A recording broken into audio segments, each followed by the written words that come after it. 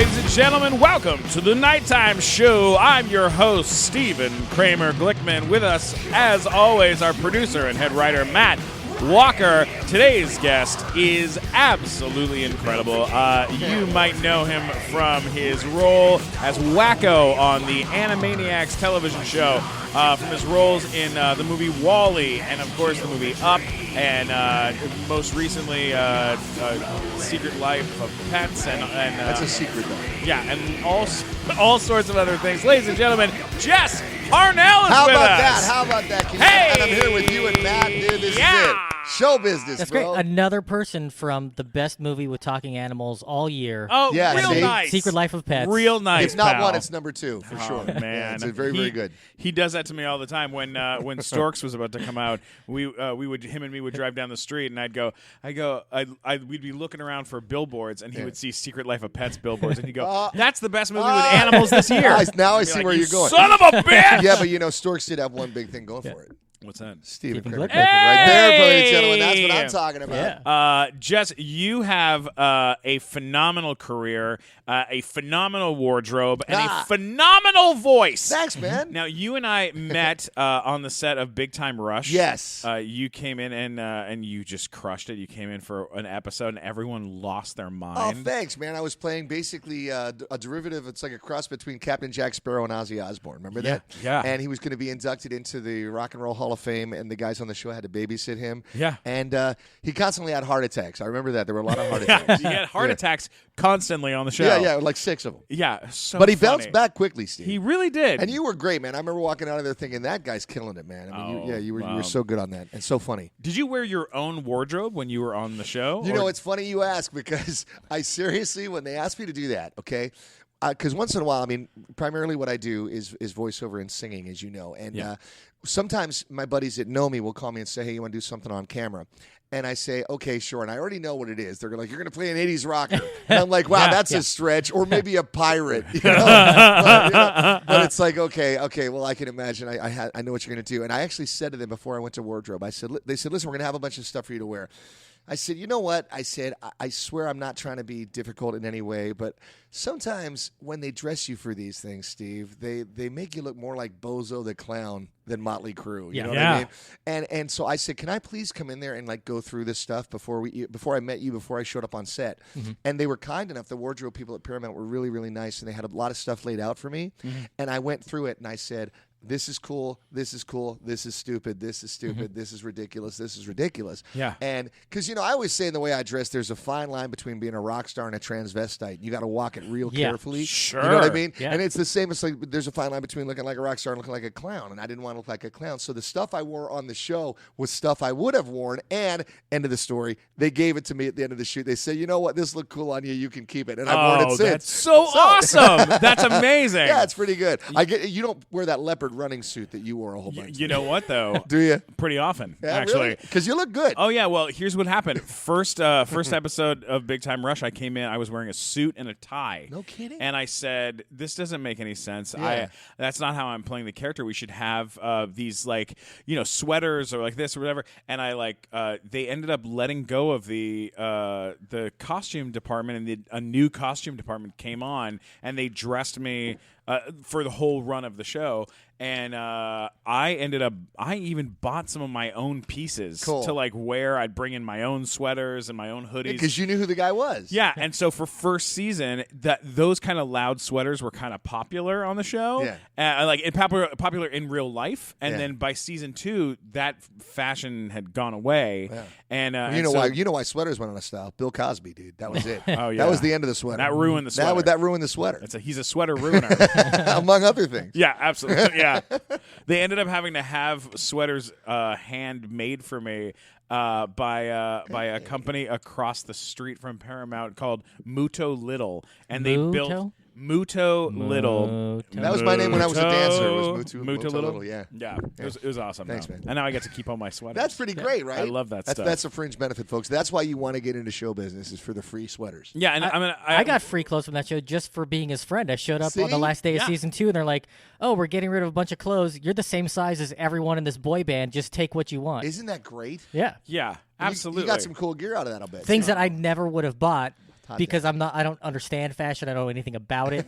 Look at me now, you can tell. Yeah. But I got a bunch of stuff. Just to give our listeners an idea, Matt is currently wearing a flannel shirt that he bought at a gas station. He's got a long day of lumberjacking when he gets out. And a Valvoline hat. Yeah. There we go. There you go. He's rocking it. All right, he's got the semi outside. And Jess Harnell is wearing how do you explain this? It's a leather black jacket. and white and red leather jacket with paint splotches. That go with the paint splotches. That go with paint splotches pants. As well. And a watch that you could, if the sun caught it, it could set fire to a home. If this wasn't stolen, I'd let you take pictures of it because it's kind of cool. It's like sometimes when I get dressed to go out, I look at myself and it's like, wow, it's like seeing the Grand Canyon for the first time. It's so awesome. Thanks, man. Just a sense of awe. Yeah, there's a lot going on, man. It's fantastic. Hey, let's start at the beginning of your career because you've done an enormous amount of stuff. But how did you get started? Like before we even get into credits, like where are you from? Where did you grow up? Okay, well, man, I was born on the East Coast and in Englewood, New Jersey, where most people who end up in Hollywood are born. And after that, I moved to Philadelphia. My father became the musical director for the Mike Douglas Show, which you may not remember. Oh, yeah. It was like a daytime talk show. And it was kind of distinctive because they would have guest hosts for 5 days at a time. So, for instance, for 5 days, my dad worked with John Lennon and Yoko Ono. Exactly, like extended, interaction with these folks. He was also a great accompanist. He accompanied people like Frank Sinatra and Barbra Streisand and all these great singers and wonderful piano player, won Grammys. Later went on, here's some trivia for you. He composed music for TV for shows like The Bionic Woman and like The Incredible Hulk. Remember The Incredible Hulk? God, yeah. Remember the end? Very sad, My dad wrote that. Whoa! Yeah. That's so cool. Pretty groovy, right? Yeah, it's really neat. Yeah, so I moved out to LA when I was a little kid, and I always just loved singing, and I thought that my path was going to be completely like being in rock bands and everything. And then I found out once upon a time that you could get paid for doing what were called sound-alikes, and sound-alikes are singing impressions of other singers when they don't want to pay for the record. There was like some loophole where they could recut the track and hire a singer who sounded like Michael Bolton or Axl Rose or whoever. They just pay the composer their fee, and they have to pay the singer. And those are just licensing fees. They're not like it was the difference between spending, let's say, $5,000 to have a song on your TV show and $250,000. Yeah. So I found out there was money in imitating singers, and I could always do that. And I thought, well, what? I got, oh my gosh, that's amazing. So I did hundreds and hundreds of these things. I was on Entertainment Tonight like 4 times as the sound-alike guy because I used to imitate all these singers, which comes into play with something I'm doing more recently that you know about, Steve. But so I said, well, this is great, getting paid to sing because I was used to just singing for nothing in spandex at the Roxy on a Saturday night. So it was kind of cool to get some money for it. Oh my God. And one thing led to another, and I started singing jingles and like commercials and stuff. Did hundreds of those. And in fact, from the very beginning, I knew that the key to being successful in things, equal to being talented, because there's so many talented people, is marketing and like knowing how to market yourself as a product. Like everything you see when you look at me is part of a brand. It's like when I audition for stuff, people remember me because nobody else looks like this that does what I do. 100%. You know what I'm saying? Totally get that. It pays off. It works. It's like a gimmick. Well, when it came time to make a demo to be a singer, I listened to all these other people's demos, and they were all really great, and they were all really good singers. And it's like, here's a Coke jingle, here's a McDonald's jingle, here's a healthcare jingle, here's a this, here's a that. And I thought, well, I want to make mine different. I want to make mine, when they put it on, people will come in the room and check it out, even if it sucks. They'll go, listen to what this guy tried to do. So my first demo for singing to be a session singer was, remember We Are the World with Michael Jackson and all those guys? Well, I got the track for that, and I imitated everybody on the song. That was my demo. Exactly. Wow. See, like your face. That had everybody big of the era, and you could including Cyndi Lauper and stuff. So so it was crazy. So people would hear it, and even like I said, even if it sucked, which thankfully I don't think it sucked too bad, but people would listen to it and they'd call other people in the office and go, "Oh my God, I've never heard a demo like this." So I started getting hired a lot because it was a good marketing thing. That's genius. Yeah, see what I'm saying? Oh it's good, God. right? Yeah. I mean, just what a brilliant move. Well, I always tell people it's like if everybody else is doing the same thing, that's already covered. So you should do something else. So that's what I tried to do. So started doing tons of work as a session singer, lots and lots of it. And then I got this call one day from a guy named Dan Savant, who is still a major music guy in Hollywood, and he was doing the music for this ride at Disneyland called Splash Mountain. Okay, and he said, "Hey man, I know whenever we work together," and I sang a lot for Dan, and he goes, "I know whenever we work together, you're always doing those stupid voices on the microphone." He said, "Why don't you? I think I can get you an audition to try to be some of the voices for this ride." right? And he said it's based on Song of the South, which incidentally is the only Disney movie that can't be released commercially because it's too racist, which is really funny. You can import it from Japan, by the way. Japan, exactly. Because I have a copy that I got from Japan. You're a lexicon, man. So I borrowed Matt's copy from Japan of the movie, and I watched it, and I figured out, okay, this is how this voice goes, this is how this voice goes. And the next day I went in and I auditioned, and I ended up booking, I think there's like 14 solo voices on that ride at Disneyland, and I'm like 9 of them. Oh, my God. Yeah, I booked Brer Rabbit and Brer Bear and Brer Accountant and Brer Turtle and the Vultures and the Crocodile and all kinds of stuff. And I thought it was great, not only because I got paid, which was always a very, very big incentive, but also because I thought, wow, this is great because now I can take girls to Disneyland and say, listen, that's me, and maybe they'd be impressed. Yeah. And, now, on a gig like that, as opposed to a gig of something that like something to be on TV, you get residuals for years and years on things that are on TV. For a ride like that, you get paid one time and it's a session fee. That's it. Yeah. And But you get to go and be like, hey, that's me, which is way more cool. Which is cool, dude. Exactly. And it's still there. And I've done now since a lot of other stuff for the parks, and thankfully I've never lost that sense of being like, wow, this is amazing. I can still hear my voice on this attraction. You know? So did that, thought it was great, had a blast, went back to being a singer, forgot all about it. Then a year later, they called me to do Splash Mountain for Disney World because they always like to change the rides a little bit from park to park. And when I went into that one, I worked with this guy called Rick Dempsey, who was then and is now like basically the head of Disney's character voices department. They have a whole department dedicated to preserving the integrity of the characters because the characters are so well known and loved. And Rick turned out to love rock music. And so while I was messing around on the mic, we started talking about songs, and I was singing and imitating stuff and everything like that. We became buddies. And he called me up after we finished it up, and he goes, hey, man, he said, can you, he said, I know you do Brer Rabbit. He goes, can you do Roger Rabbit? And I said, well, I don't know. Don't you got a guy doing it? He said, yeah, but there's some scheduling problems. There's conflicts or whatever. And I said, all right, man, let me look at the movie. So, again, I went over to Matt's house, and I borrowed his copy. And I went home that night, and I was watching. And I went, oh, jeepers, so I could do this all day long, you know. Yeah. And the next thing I knew, I went and I auditioned for that, and I got that. So, so I went from doing Splash Mountain to doing Roger Rabbit. Now I'm showing up on all these gigs with all these, voiceover top pros, none of whom I knew who they were, not because they weren't legends, but because I had no awareness of the field at all. Wow. I knew who the bass player was from Rat. But I didn't know who the guy who does Mickey Mouse was, you know? So after that. So now do you know that? Like, do you know Bill Farmer and all my those buddies? Guys? My buddies, man. And I'm blessed to hang out with those guys. And every time I work with those guys, I feel like I get better because I work with them. But one thing that was really cool was that Rick, and I'll never forget it, he really went out on a limb for me. I'm doing all this work as Roger Rabbit. And he said, man, you got to get an agent. I said, I have no idea how to get an agent. He said, I'll help you out. I'm going to help you out. And he wrote this letter that he sent to the 5 biggest VO agents in Hollywood. And all you guys listening who are trying to break into the business, you know how rare this is. I mean, I had some awareness of the time, but I didn't know it was as big a deal as it was. He sent a letter, and the letter basically said, to whom it may concern, you know me, I'm Rick Dempsey. I run Disney Character Voices. I've recently begun working with a guy, and if you don't sign this guy to your agency, you're going to regret it for the next 40 years.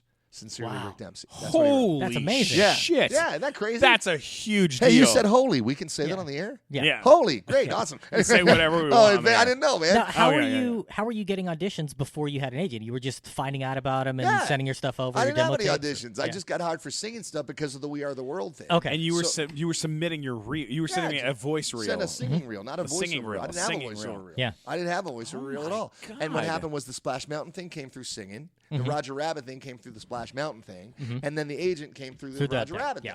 Wow. Yeah, dude. So, and then it started, and a couple months in, I started doing guest spots on episodic cartoons and some commercials and stuff like that. A lot of the time, I'd be singing spots, and they'd have the copy in front of me, so I'd be singing about Budweiser, and I'm a genuine Bud man, stuff like that. Right, and I'd see the copy, and I'd go, Budweiser, the cold, crisp taste, you can't beat it. Find it in your freezer. And they'd go, hey man, you should just read it. And I go, okay, cool. So I had done some of that, but when I got this agent, about 4 months after I got an agent, they called me up and they said, "Hey, we want you to read for this show called Animaniacs." And who did you sign with? What agency? It was ICM at the time. But what was great, Steve, and I mean you can appreciate this because you work in the business all the time.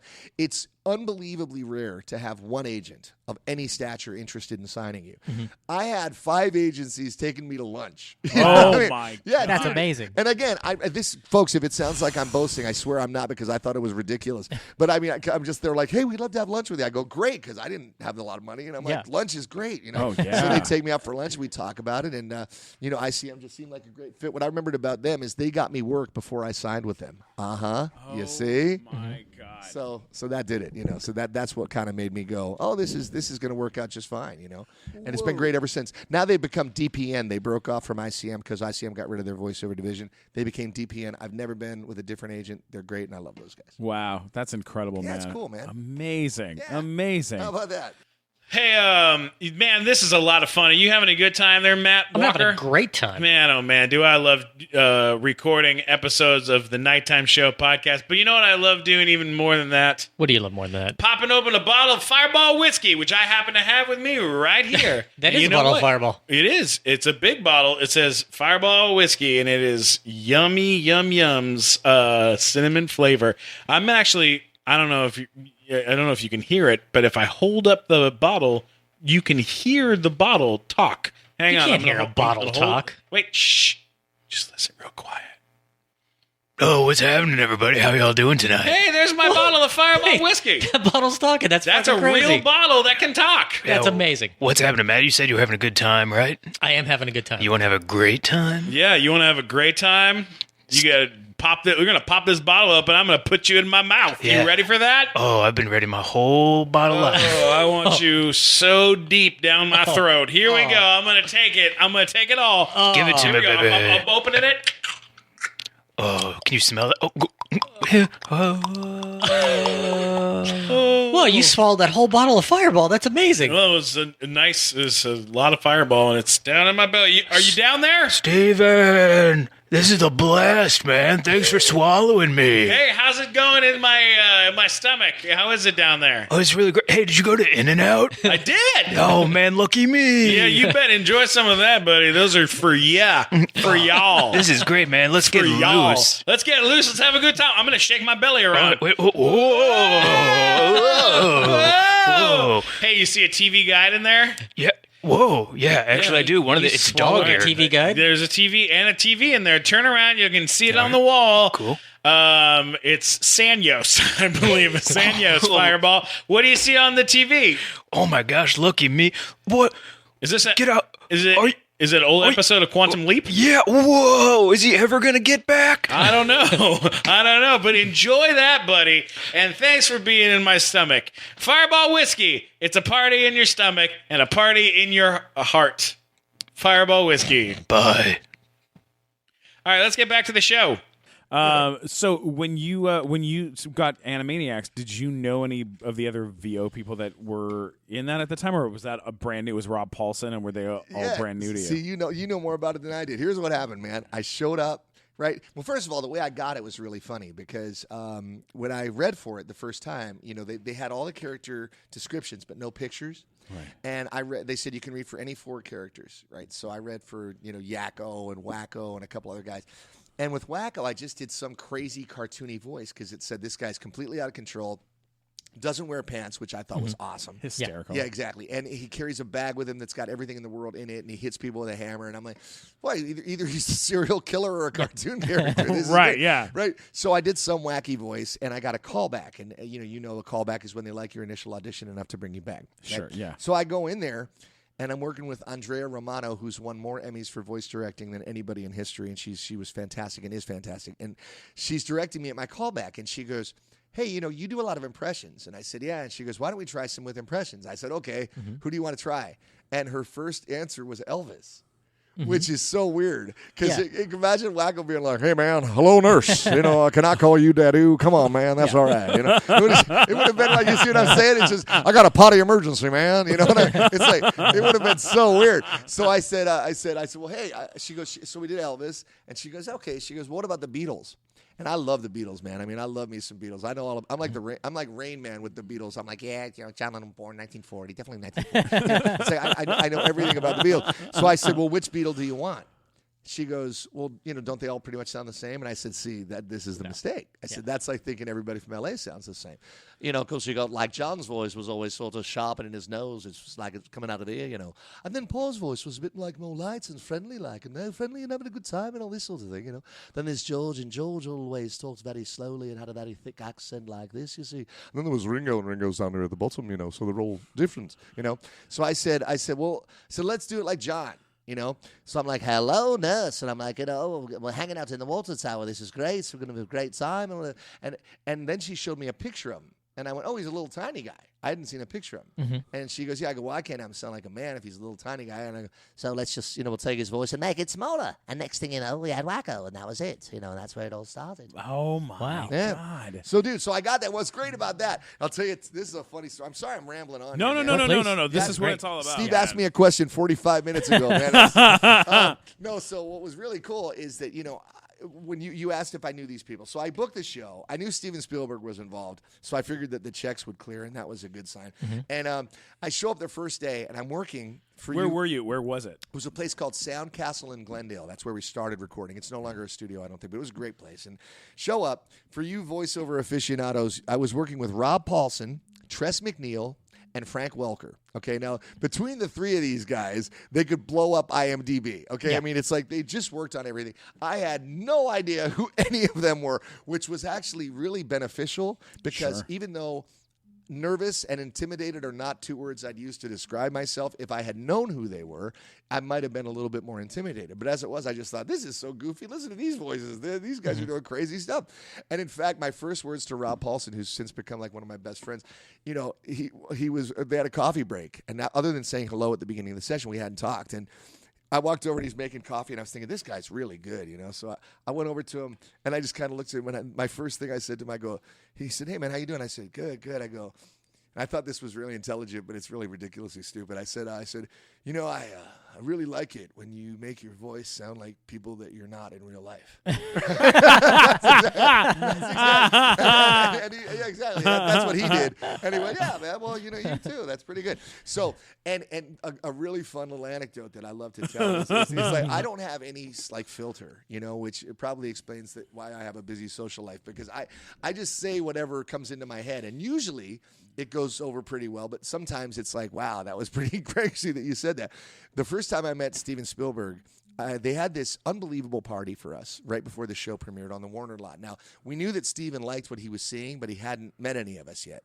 Right. So they had this big party. I mean, Steve, they had freaking Ferris wheels, and they had 40 different catering stations. And they spent at least $400 on this thing. It was great. And so it's this big party on the lot, and there's red carpet and all that. And I'm thinking, wow, this is going to be a big show, And all at once, they take all of us over to this one area, and they said, hey, Steven's coming out to meet you. Everybody line up in a row, and we're going to line everybody up. So we're all standing there in this line. And out of this building comes Steven. And he looks exactly like Steven Spielberg. He's wearing the jean jacket. He's got the baseball cap on. He's cool. He walks out, and behind him is this other guy. And this other guy has like a little clipboard. Okay, and he's going down the line, and Steven's walking up to each person, and the guy behind him is basically saying, this is Rob Paulson. He was one of the Teenage Mutant Ninja Turtles. He's been on this. He's been on that. He won an Emmy. He did this. And then. So Steven goes up and goes, Rob, man, loved you on the Turtles. Not that Steven didn't know his homework, but he had so much to keep straight. I'm sure. Right. Yeah. So he's shaking hands with everybody. So he gets down to me, and the guy's like, this is Jess Harnell. He's relatively new to voiceover. He's been doing Roger Rabbit. He's been doing this. He's been doing that. He sings in rock bands. He's sang 500 sound-alikes for TV, and he sang 1,000 jingles and this and that and everything, right?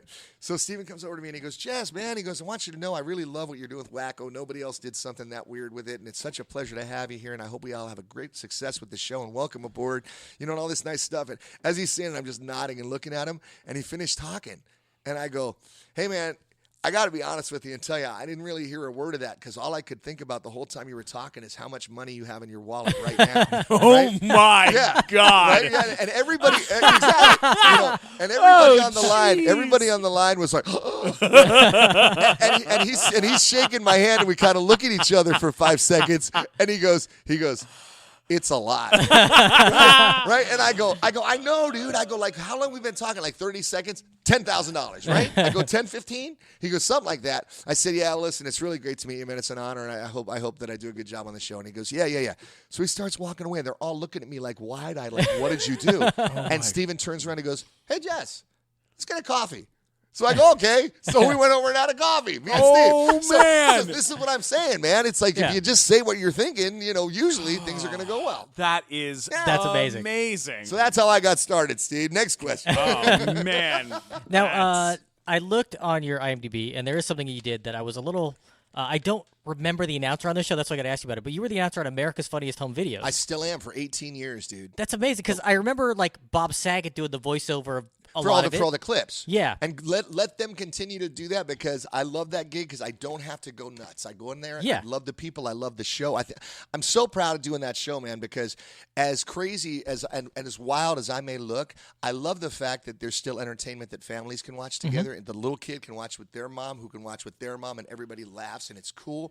And AFV is one of those shows. Everyone loves seeing a man get hit in the nuts. You know what? Tom Bergeron, who was the host of that show for so long, man, and what a good guy. He said to me one time at a rap party, we were celebrating being the longest running show in ABC history. And like I said, it might be 19 years now, Matt, that I've been doing it a long time. It's a long time. Yeah.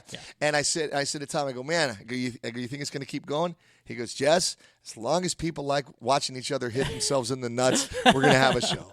And it's true. People love it, man. You can't, I don't know. Exactly. It's always See, you're funny. laughing talking It's about it because always it's funny. just funny. If you're channel surfing, dude, right, like late at night or whatever, it's always on. Yeah. And you turn it on, you're going to laugh for 10 minutes. Yeah. Yep. That's pretty cool. Like you know Absolutely. exactly what you're going to get, Right. and that's exactly what you want to get. Yeah. And it gives you exactly what you want, nothing more, nothing less. Yeah, It's perfect. man, I love them so much. I was just there yesterday, and when they show me my bits before I read them, we do a preview. And I'm seeing the clips coming as I'm about to tell you how to win $100,000 on the show.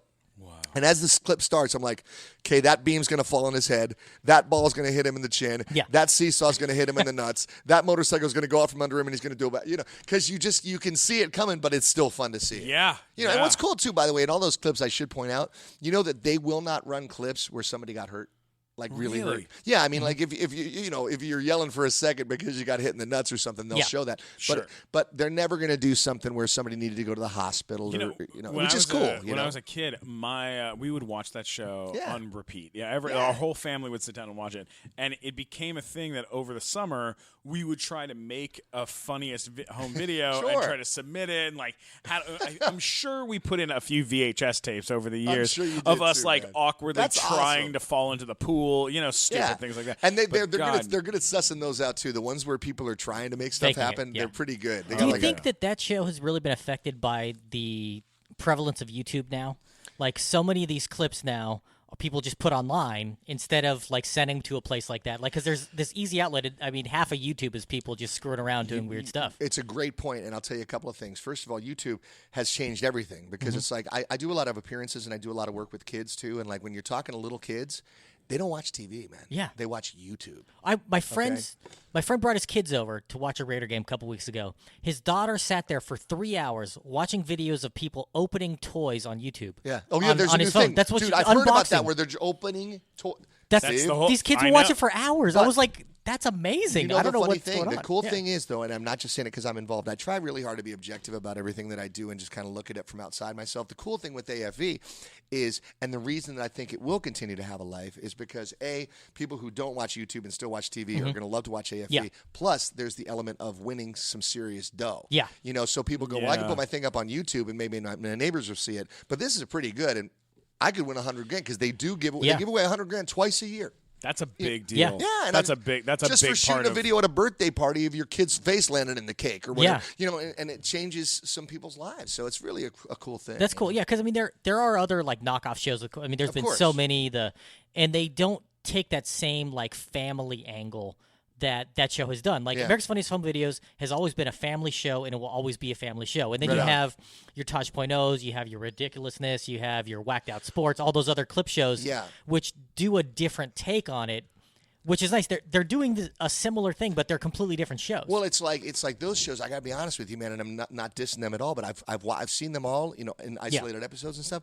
And sometimes because I know they're not following that mandate of people Yeah. not going to the hospital, you're seeing stuff and you're like, you know that guy is going to be in a hospital bed for 6 months. Yeah, And he's going to be in Larry H. Parker commercial. From Yeah, now man, on. and Yeah. Larry H. Parker. ridiculousness and shows like that. That's what I'm They're talking- just- exactly. Yeah, I mean, those are fun shows to watch, but you're also watching them going, "Oh my god, that person got really, really hurt. Like Really, you're really concerned with them, messed up. Yeah, Oh exactly. yeah, That's my yeah. favorite part is watching people get Yeah, well, and, seriously and I mean, there's that Schadenfreude, which Yeah. is the German word for Yeah. taking pleasure in somebody else's misfortune. But yeah, man, I That mean, describes my entire sense of humor. that's cool, huh? It's Matt Schadenfreude, ladies and gentlemen, Yeah, right absolutely. here. I think that's his last name.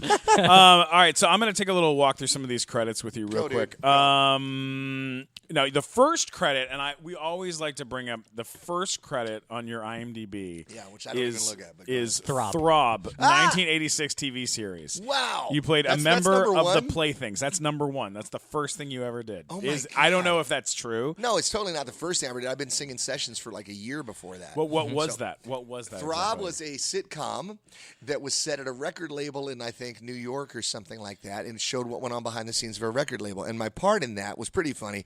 Me and some buddies got on there as this band called The Playthings, and the guy at the record label said, "Okay, guys, let me hear your new song." And we basically did a death metal song called "I Just Want to Die." Right? And when it was over, he goes, "Yeah," he goes, "That's good, but this is a county fair. That song's not going to work." And I said, "Oh, no problem. We got something for a county fair."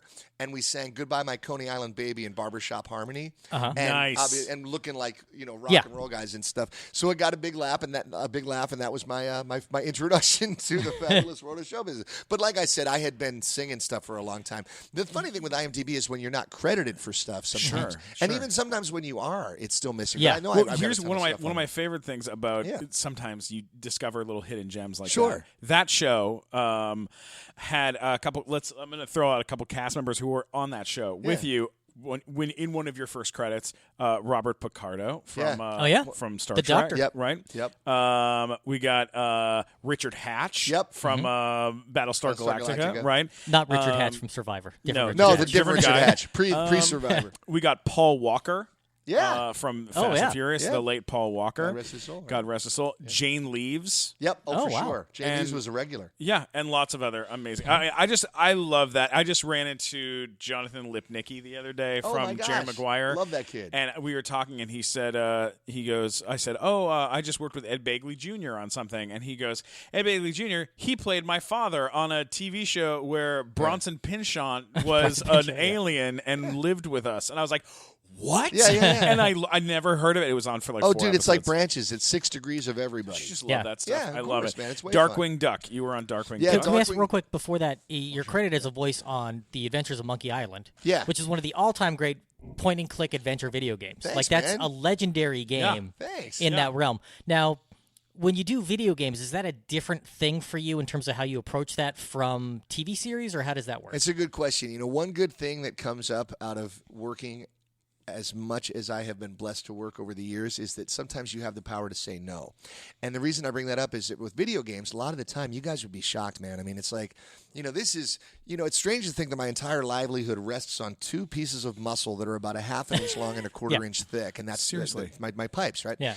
And sometimes you go to do a video game and you'll walk in and they'll book you for 8 hours and you'll have literally like 400 pages and it'll have death scream, That's short crazy. death scream, medium death scream, long death scream, and they want sets of 3 on each one. Okay, then it'll have battle cries, pages and pages of battle cries. And so you're screaming and screaming and screaming. So the main difference with video games is that I don't do as many of them as I do animated movies and TV because it's so much more demanding. And hats off to all you guys that do it all the time, man. God bless you. But all I know is that sometimes after doing a video game session, the only voice I have for 2 days is this one. Oh my God, I can't believe I did that video game. My voice is ruined. And it's like I don't want to mess it up. So the funny thing with video games is that I do several of them that have gone on to big success. And in fact, one day I was at a signing stuff at some Comic-Con somewhere, which I've been doing, periodically, and it's a lot of fun. You get to meet a lot of cool people. But this little kid said to me, he goes, I said, so you play video games? I'm just making a conversation with him. He goes, yeah. And I said, what's your favorite? He goes, oh, I love Spyro,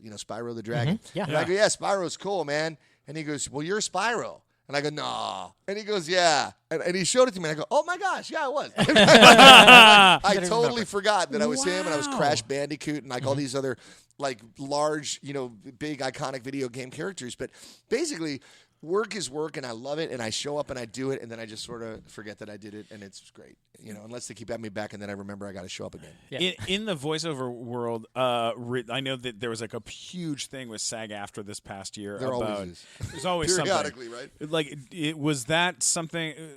Can we talk about that just for Sure, a second? Like, of course. how do you feel about that? It's a great question, and the simple answer, what Steve's talking about, is basically making this as much of a nutshell as I can. Video games make more money than everything else in the world put together. Okay, video games make more money than TV, more money than movies, more money than concerts, more money than anything. Yeah. However, video games do not pay residuals to the performers who work on them. Right. Okay, that's not to say that if Al Pacino does a voice on the Scarface game, he's not getting a big chunk of change up front because he's Al Pacino doing the Scarface game. Sure. But for the working voiceover actors like myself, you might be able to get double scale or something to work on a video game, which is more than other people just starting out might get or whatever. But you're not going to get residuals. And here's the deal: what it exactly is right now in our culture is, video games are to 2000 and this decade what the Brady Bunch and I Dream of Jeannie and Gilligan's Island were to the 60s and 70s. In other words, people who worked on those shows got almost nothing.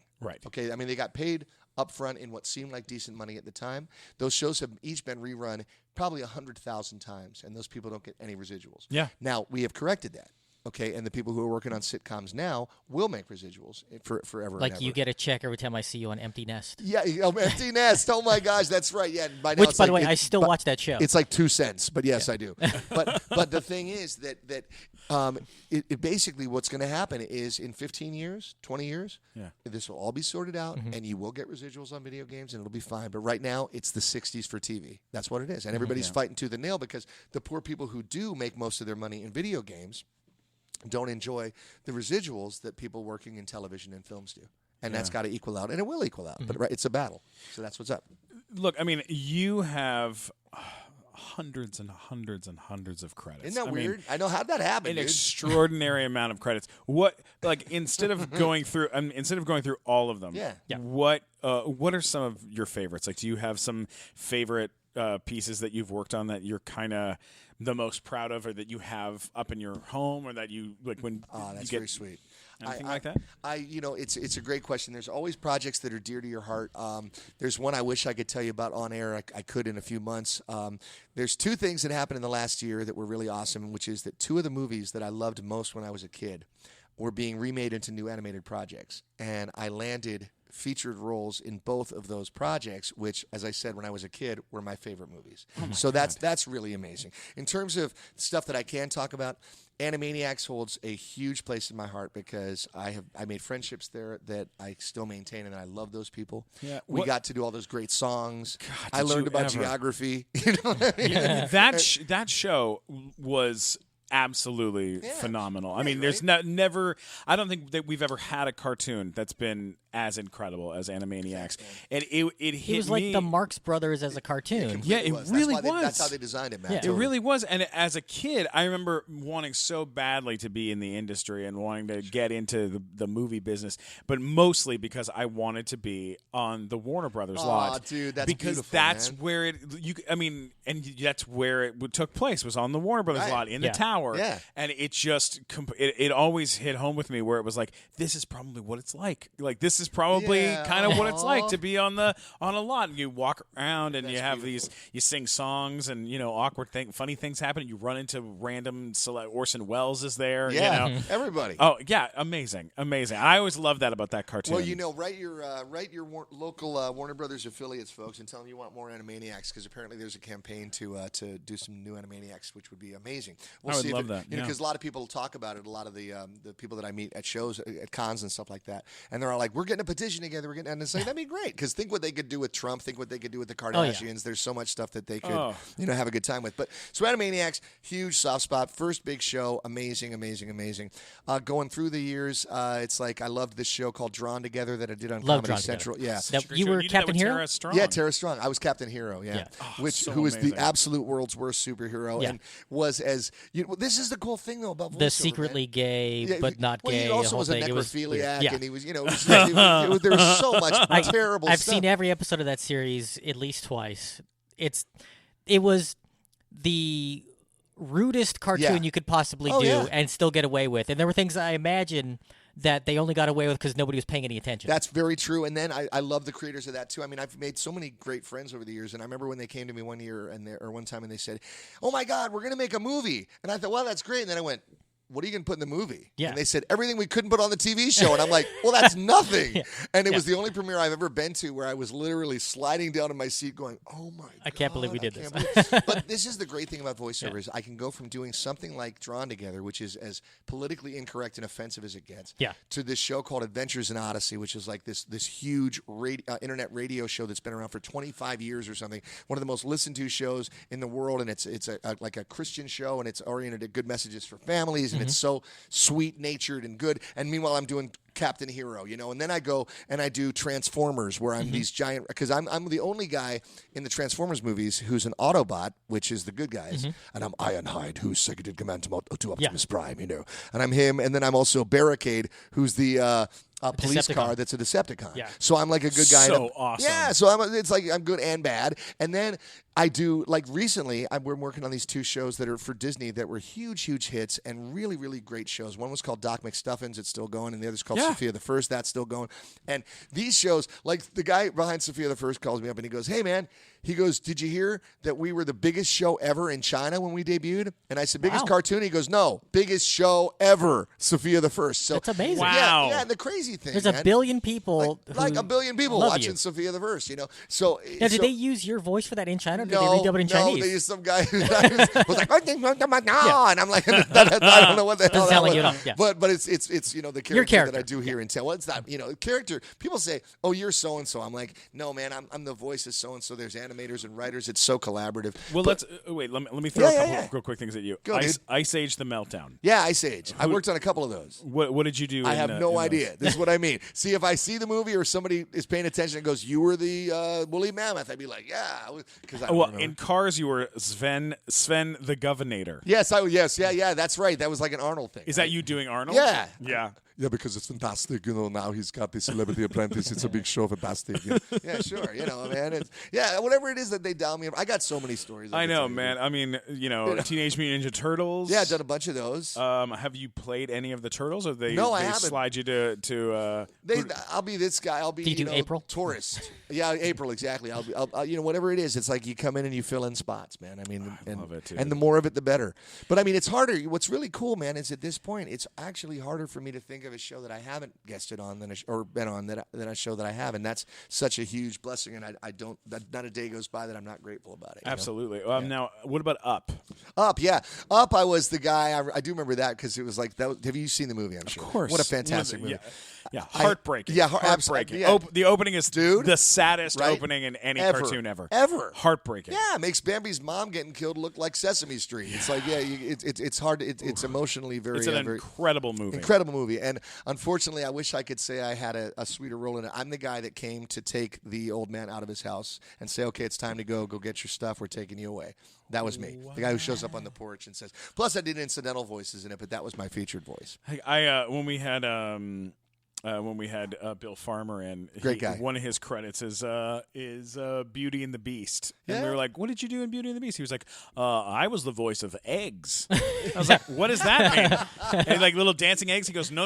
When Gaston throws eggs in the air, and then he And he opens gulps his them. throat, and he goes gulp gulp gulp. That's was me doing the voice Yeah. of the gulp gulp gulp. What is it? He I gets just- paid to do Pluto barking. Yeah. Yeah, Like that's yeah. one of his gigs. He's just like they call him, and sometimes they're like, you just bark. Woo, woo, All right, woo. I know. thanks. All right, Yeah, one- done. there it is. Yeah. I love it. No, you did Wreck-It Ralph as well. Wreck-It Ralph, I did, and now you know what? I hate to say this. I've heard such wonderful things about the movie. I still haven't seen that movie. I remember working on it, having a blast, but If you watch everything you do, you don't have time to do the work. Oh, God That's bless it. you, man. You have Yeah, so much there's, stuff. there's, you have. there's a lot of stuff. You know what's fun though, Matt? Sometimes cartoons will be on someplace and a show will be going, and I hear something and I go, "Oh, that's kind of a cool voice." And I go, "Oh, wait a minute, I me, did that. That was because I forgot." I love it, dude. Yeah. That's so incredible. Yeah, it's pretty great, right? I love it, man. you Thanks, have such buddy. an incredible career and so many cool things. You've done so many cool things, but you are in a band, and we need to talk about this Yeah, band. the band is great, dude. It's The- really weird. you told me to take a look, Yeah. to look it up, and I did, and man. I watched like 5 songs, and I was like, Mm-hmm. now the name of the band is Rock Sugar. Yeah. And where do you guys?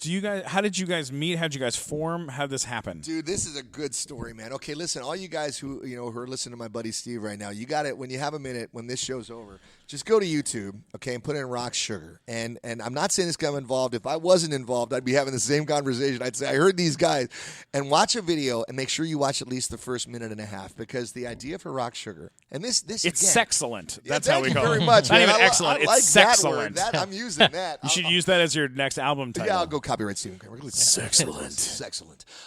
Well, I had this idea. I was hanging out with my best buddy Chuck Duran, and we were on an island. We were in Turks and Caicos, okay? Because, like you said, I've had pretty cool life experiences. And they called me up and they said, "Hey, we'll fly you to Turks and Caicos. We'll put you up. You can have hang gliding lessons and all these and kayak lessons and whitewater rafting and whatever you want to do." I don't know if they have whitewater rafting. I'm just fishing for stuff. Yeah. And they said, all you got to do is sing 3 acoustic songs a day on the beach. And I said, cool, man. So I went to Turks and Caicos.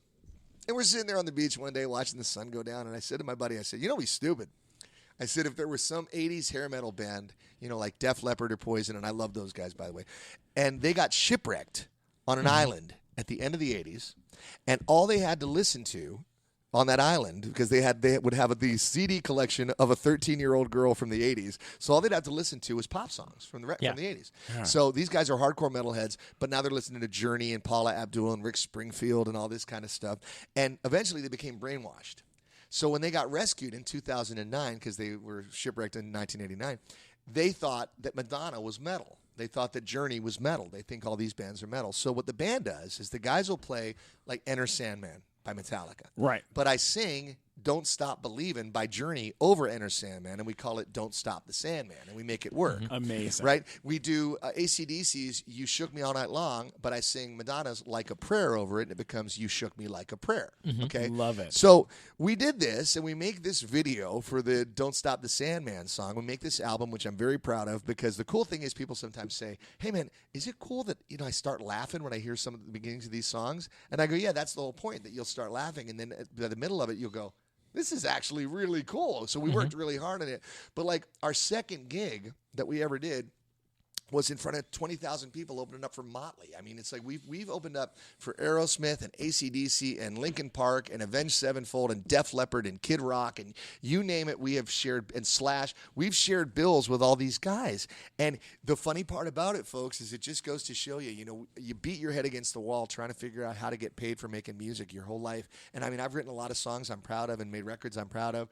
And then you make up this idea of mashing songs together in a live environment with a theme, and you're looking out at 100,000 people on a bill with AC/DC. I mean, seriously. Holy shit. Yeah, it's been insane, dude. That's amazing. Yeah, crazy. All right, so I'm going to throw you some names here. Yeah. Heaven and Heaven. What's that? Heaven and Heaven is Bryan Adams' Heaven, Heaven and Hell? Thinking about all our younger years. That song with Warren's Heaven Isn't Too Far Away, Closer to It Every Day. Oh, Heaven. amazing. Yeah, amazing. They go perfect. That's great. That's our ballad. Everybody holds up the cell phones. All right, how about Straight to Rock City? That's awesome, dude. First of all, I'm a big Kiss fan. I grew up loving Kiss. Did you grow up loving Kiss? I love Kiss. Yeah, come on. I mean, how can you not love Do you it? know Gene at all? Have you ever? I've hung out with Gene. I've met Paul. Man. Gene's a trip, dude. And I love Paul because Paul, Paul's got like the two voice thing going on. Like on stage, he's like, I gotta tell you people. He's talking like that. And then off stage, he's like, because Kiss is really like a bagel. I mean, you got the seeds and the cream cheese and you spread it on there. It's delicious. And you're like, wow, he sounds like one of the housewives of Long Island or whatever. Yeah. But that song, Straight to Rock City, is Kiss's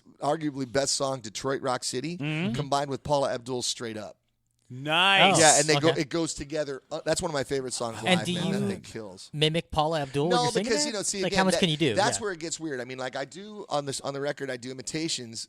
One of which actually got us into some trouble, which we can talk about. But I do imitations of the guys who are imitatable, like Axl Rose and the Somebody guy Def distinct Leppard voice and like guys that, in yeah. Journey and stuff like that. Like but some of the time, like with a Paula Abdul situation or Rick Springfield, you just kind of go, I'm going to sing it like a rocker, like a rocked out voice. you Yeah. know? Because I don't know how effective I'd be at doing Paula Abdul. Plus, I don't have all the medication. Voices in the Jungle. Voices in the Jungle. Okay, well, that's Welcome to the Jungle by of course Guns N' Roses, combined with a song called Voices Carry by Till Tuesday.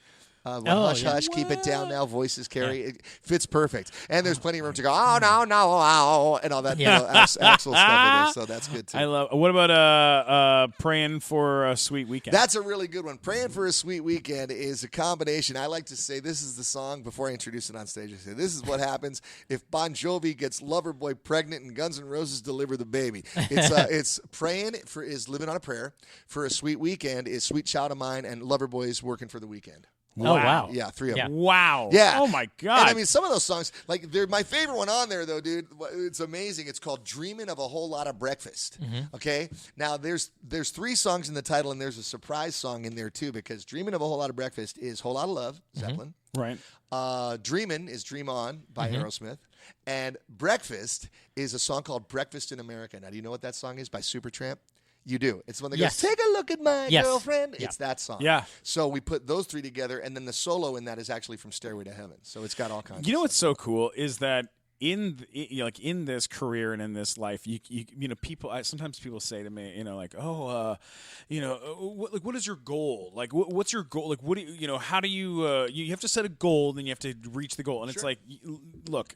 In this weird business, you have things that you're passionate about that you've always wanted to do. Exactly. But you have to do all the other things too to make you have to let your life take you in the way that it's going to go, because God has a way, because in the end you end up getting to perform on stage. You get to do the thing that you came to LA for in the first place was, I want to be in a band. Here. Right? See, But then you you're come hitting out on the here head. and then you're the voice of, like, a million different things, and you're doing video games, you're doing theme park rides, you're doing classic television, you're acting live on camera, and then all of that somehow leads back to you being in a band performing on stage in front of AC/DC. See, I love that's you. insane. I love you so much because you That's basically amazing. echoed something. I've shared that story, and it's like the roads are unbelievable, Steve. And I can even, you just hit it on the head. There's nothing to add to make that any better than the way you just said it.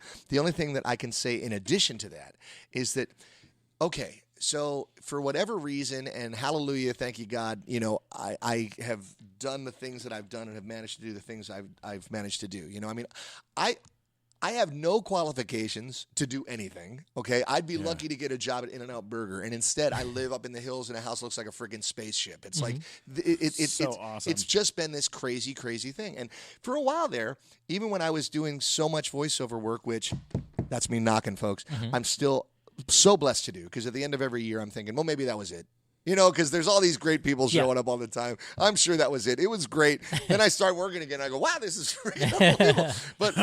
But I would say in like the mid 90s, I'd be hanging out. Now, the melodic metal stuff, the Bon Jovi stuff, the Def Leppard stuff, that all kind of went out of fashion when Nirvana hit. I mean, this is a whole other side conversation.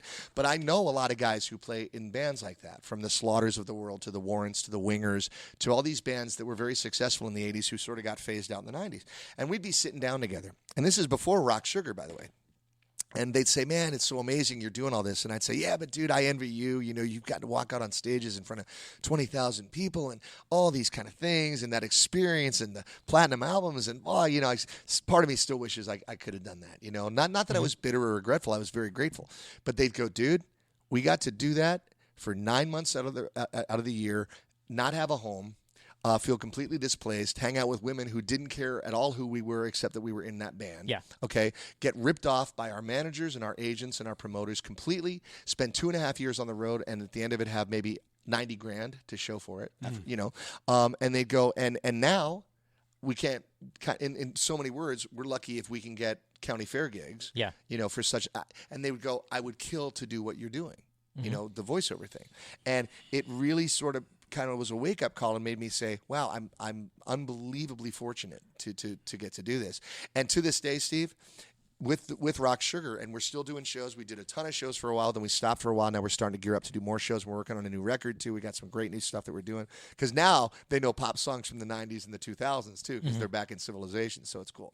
But we'll play these shows, and we fly out and do them for a few days here and a few days there, and at the end of them, you're exhausted and you're thinking, man, I don't know how this would have felt. I don't know how it would have affected my voice, because the stuff I'm singing is really demanding, and then the stuff that I do at work is really demanding. And again, I'd be back to going, oh my gosh, I'm in trouble again, So it all works out the way it's supposed to work out. And like in the world of comedy, we run into people who are in a rock business all the time, and there's something you learn is that everyone that's a rock star secretly wants to be a comedian. Oh, yeah. And everyone that's a comedian secretly wants to be a rock star. 100%. Oh, all the time, man. But you dude. know what? And now we're getting kind of philosophical, but that's kind of one of the beautiful things about the human spirit when it refuses to be complacent. You know, because even now, I mean, and this is a subject for another time, but I'm writing a book, and I'm really, really excited about the book, and I've talked to publishers about the book. And what's neat too is I don't use that word a lot. Anyhow, what's really cool is that certain things that I've been involved with in my life and career, I have had a feeling when I was doing them, this is really good. Like a lot of things that I do, I certainly don't by any means think that everything I do is amazing. And on the occasions that I'm involved in something and go, wow, this is really, really good, it seems to go on to great success, whether it's Animaniacs or this show or this movie or Rock Sugar or whatever it's been that's had a lot of success. And my book, I'm like, this is really good. So it's like in 2 years from now, I could be sitting here talking to you about this book, Yeah. So it's just like life is pretty amazing. And as long as we keep swimming, the ocean is a big venue to swim in. You know what I mean? Hell yeah, man. Yeah. Well, I hope that you'll come back and Dude, I would and anytime. I do love this you, with us man. Again. Yeah. And when your book comes out, I hope that you'll come talk about it. I'll come talk to you anyway, but I'll be happy to come talk to you about that. Does the band perform anywhere locally? Like We were the house band at the House of Blues a couple of years ago, and that was great. We played there once a week. These days, the gigs that we do, and it's pretty awesome, is we fly out and we do one-offs, either opening up for a big band or playing on a festival. And it's always big and always great. And if people want to keep up with it, please come and say hi. I don't have a personal social media because I already have enough people mad at me for not calling them back, so I don't want to make it worse. But the band is on Facebook at Rock Sugar Band. So if you want to come and log on there and say hi, and there'll always be tour dates posted and stuff like that, we'd love to see everybody. And of course, we ever play anywhere nearby, you guys are my guests. And honestly, if ever you guys were interested in coming and closing out our live show we do here in the main room of the Comedy Store, Yeah? I mean of the Hollywood Improv, Even just doing like one tune or something, just like a couple of tunes, like doing like a couple songs, Done. do like 3 songs to Love close it. out the night. We would love to. Let have me you. know, Yeah, man. it'd be great.